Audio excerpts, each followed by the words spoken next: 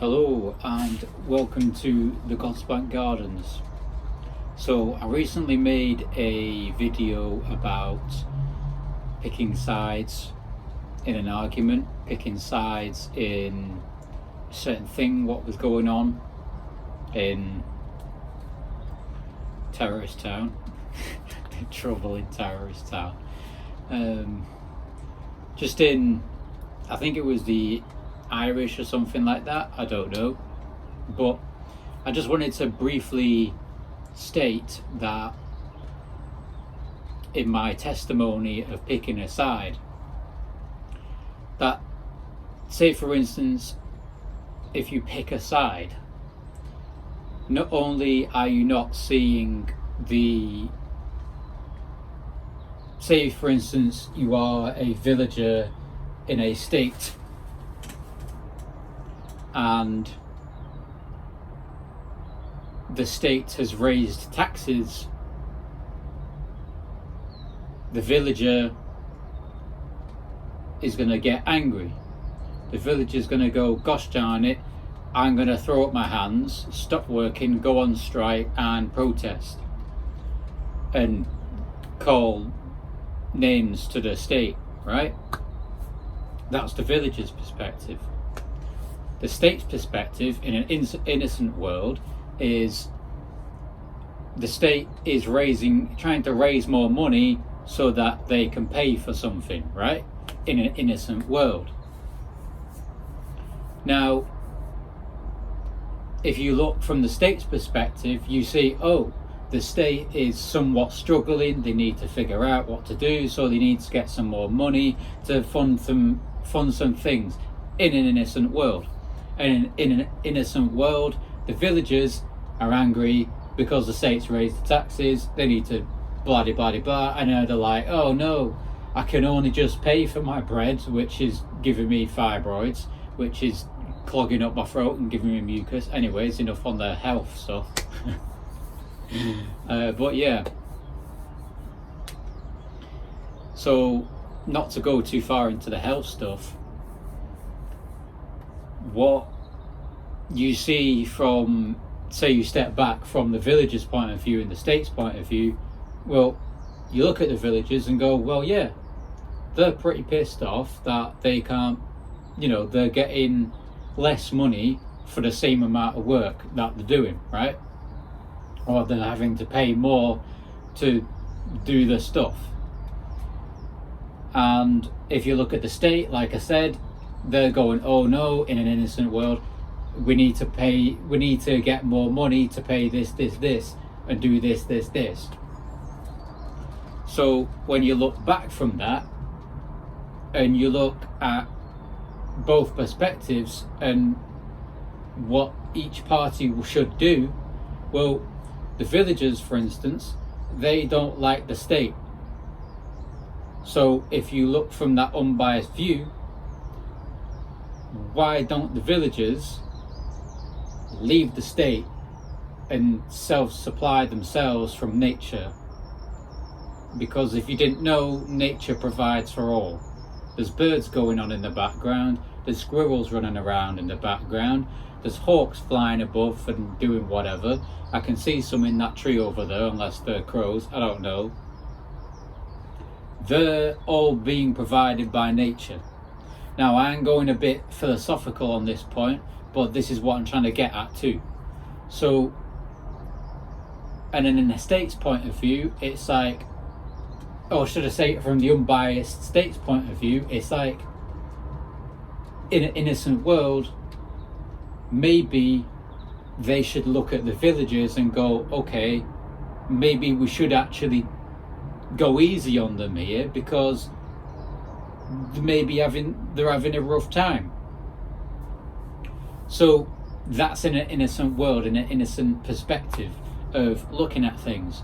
Now, I don't want to get too truthful on the matter, because, well, some people might just go, oh, that's bullshit.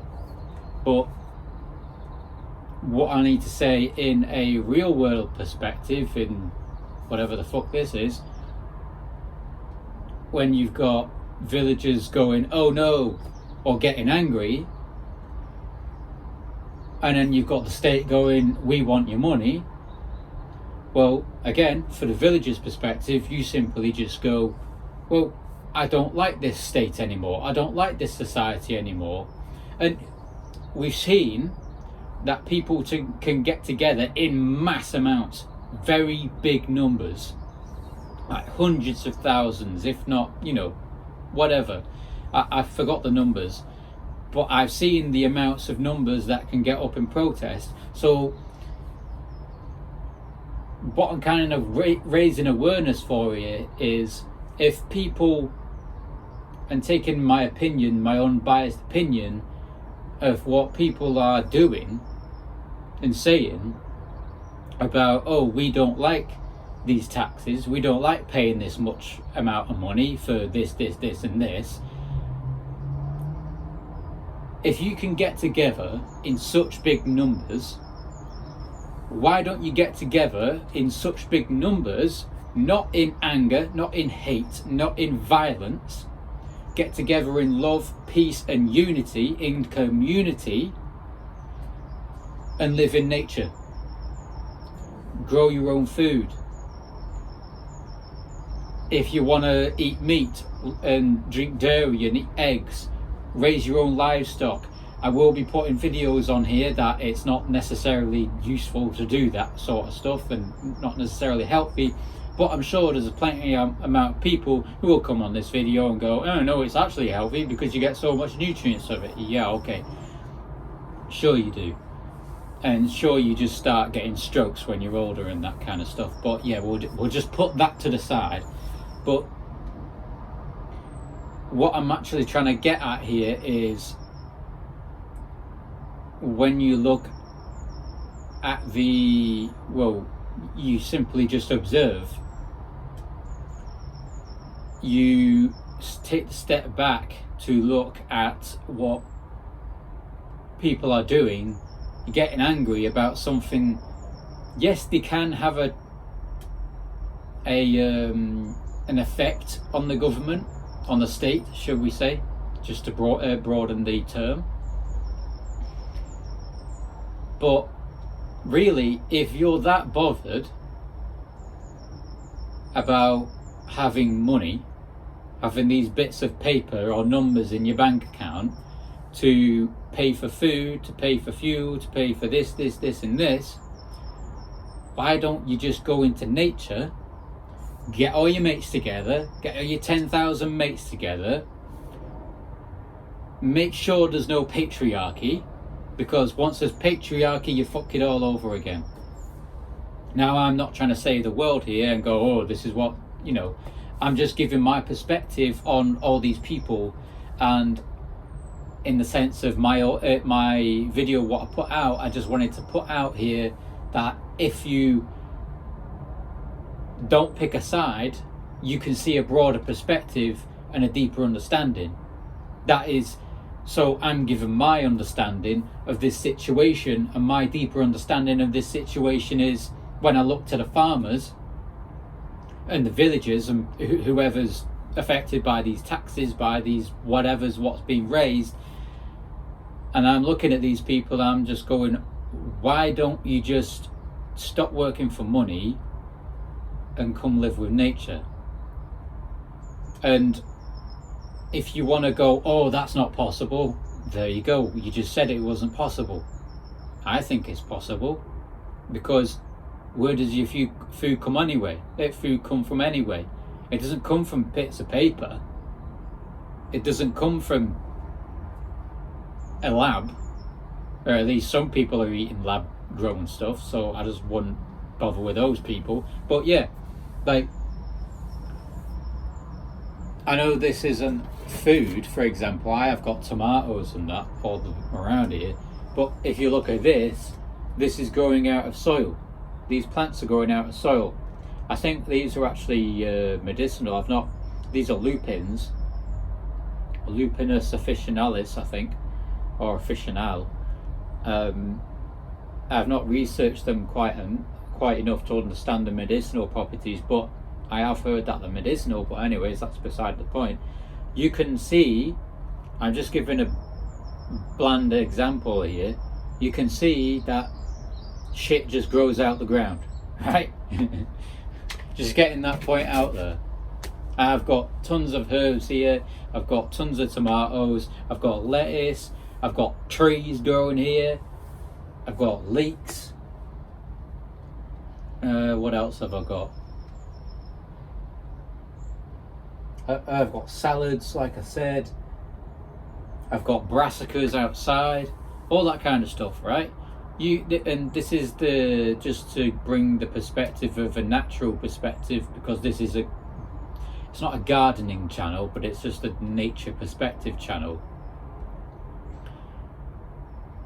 So if you take that perspective,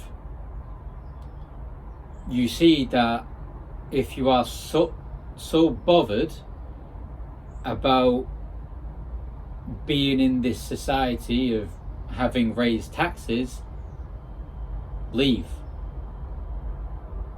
Just leave. Or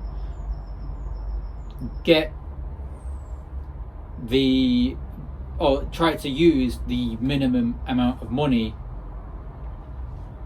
like I said, grow your own food.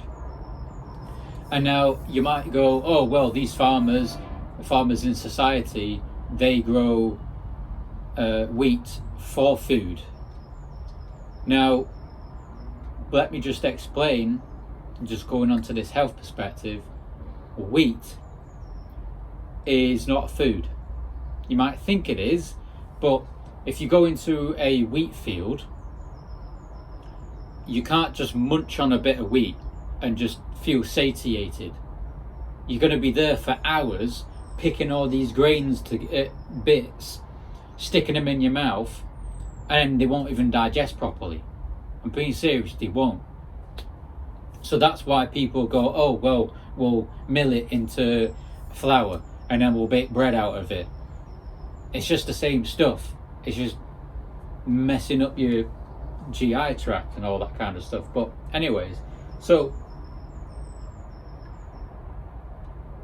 just to give my own perspective of, like, say for instance, you've got this thing called money and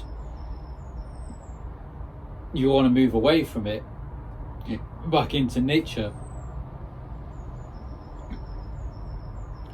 You go, well, you can grow things from nature, right? Like I said,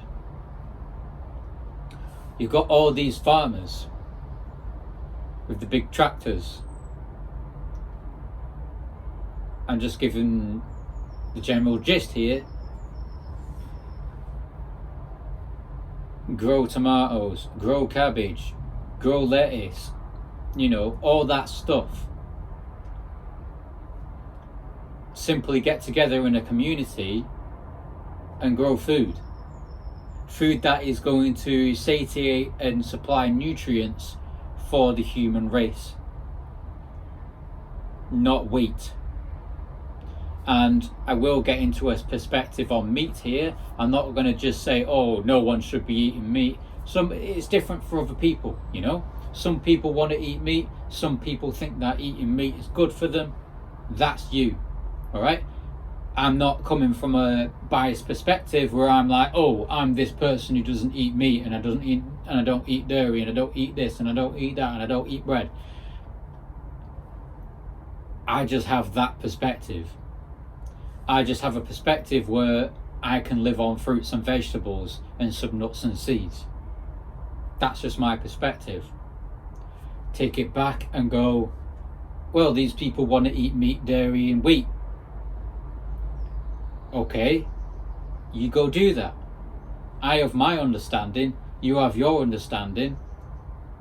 Why don't we come together to a greater understanding and go, well, we can build communities to live, well, there you go, just to live. You don't need to do anything. You just, there is this thing again about money, and it's based with these raising taxes and all that kind of stuff. What do you really need money for? Fast car? Okay, so at the end of the day, when you put your fast car down and you come back home and you go, well, okay, what are you going to do now? Go drive your fast car. It's just a fast car. It doesn't do anything. So say, for instance, you spent your life working for all this money just to get a fast car, just to get a nice house, just to get material things. There's nothing to it. There isn't, you know, when I look at materialism, I kind of go, you know, what was the point in that? You know, did this person who bought this flashy Mercedes-Benz want this Mercedes-Benz to drive on the road? Did they want the Mercedes-Benz to, I don't know, be a car? No, they bought the Mercedes-Benz to look good in the Mercedes-Benz because it costs more. They bought the Bugatti Veyron because it costs more. So they can go, oh, I've got this cool car. I've got this fast car. I don't really care that people have expensive items.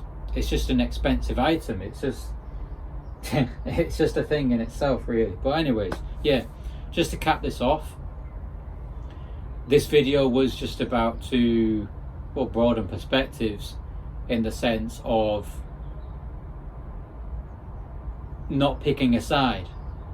Because if you go to the basis of it, if you don't view from both sides, aka being the observer in a situation, you're ignorant to at least one side.